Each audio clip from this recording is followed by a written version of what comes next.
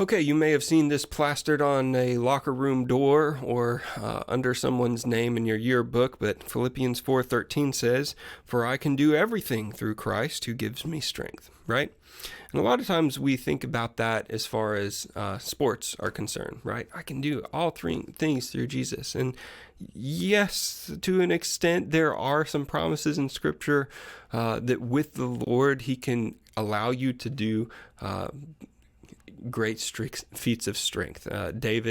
King David said, "With the Lord, I can scale a wall." Right? With God on my side, we really can do anything. And that's if God has called you to do the thing, right? But I think it's really important for us to look at verse 12 and to see what he's talking about. Okay? Verse 12, Philippians 4:12 says, "I know how to live on almost nothing or with everything." Translation, I know how to be poor. I know how to be rich. I have learned the secret of living in every situation, whether it is with a full stomach or with empty, with plenty or with little. So whether I'm poor, whether I'm rich, whether I am literally starving, or whether I have a full belly, I can do everything through Christ who gives me strength. So really in this context, what he's saying is I can endure everything. Incredible blessing. And what doesn't look like blessing to this world?